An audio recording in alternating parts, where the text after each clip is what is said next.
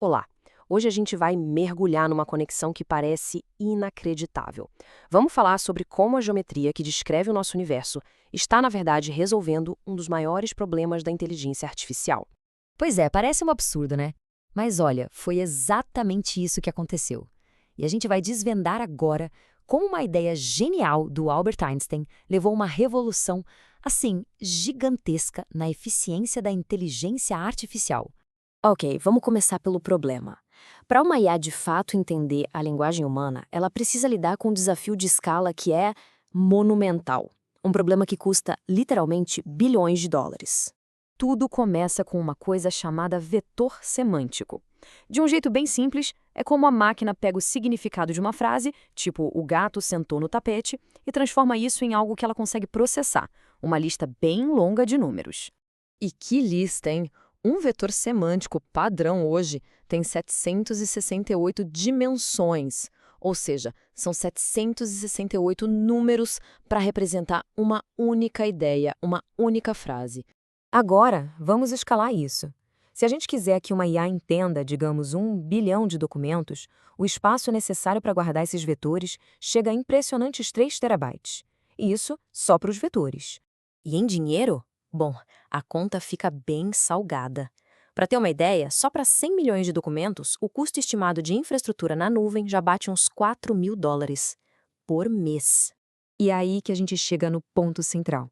A solução da indústria até agora tem sido basicamente força bruta. Mais servidor, mais dinheiro. E claro, isso acaba concentrando o poder da IA nas mãos de pouquíssimas empresas de tecnologia. Mas, e se o problema não for falta de computador, e sim a escolha da geometria errada desde o começo? Pois é, o foco sempre foi na computação, mas a questão de verdade era geométrica. A gente estava basicamente tentando guardar a linguagem na caixa errada. E aqui está o X da questão. A linguagem humana é hierárquica, sabe? Pensa numa árvore genealógica. Animal se ramifica em mamífero, que se ramifica em cão, que vai para labrador. A complexidade cresce de forma exponencial.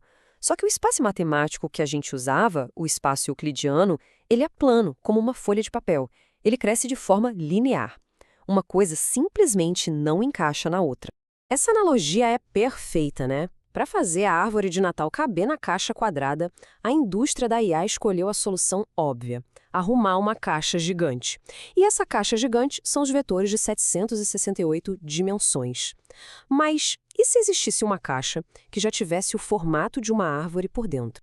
A solução, olha que incrível, veio de uma área da matemática lá do século XIX, uma geometria que parece ter sido feita sob medida para a forma da linguagem.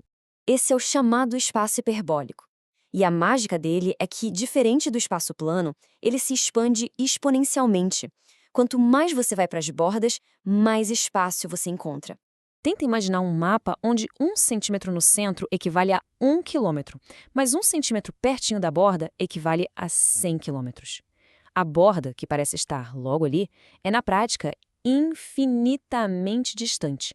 É o recipiente perfeito para guardar a árvore da linguagem. E é aqui que a história fica fascinante de verdade. A chave para usar essa geometria na IA estava, de certa forma, escondida nos trabalhos de ninguém menos que Albert Einstein. Lembra das aulas de física? Newton via a gravidade como uma força misteriosa que puxava os planetas. Einstein veio e virou tudo de cabeça para baixo.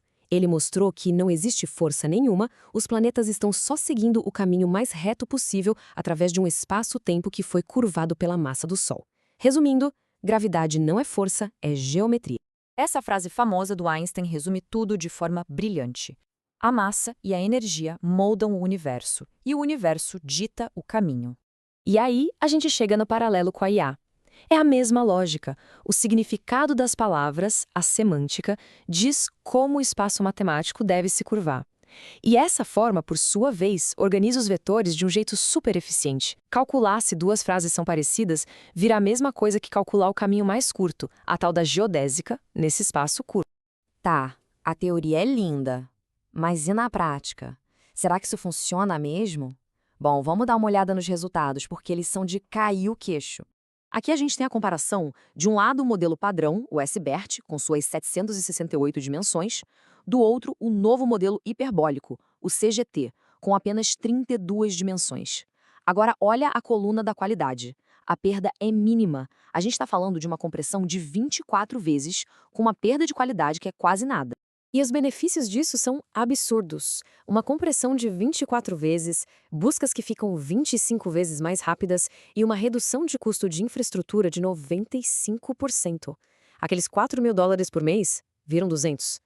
E tudo isso mantendo 97,4% da qualidade original. É como se a gente tivesse criado uma versão zip da inteligência semântica. A informação, no fundo, nunca precisou de 768 dimensões. Era como guardar um arquivo de 1 kilobyte num pendrive de 1 giga. O espaço era só desnecessariamente grande. Isso é muito mais do que só uma otimização. É uma mudança total de paradigma. E o que isso significa para o futuro é enorme. As consequências disso são profundas.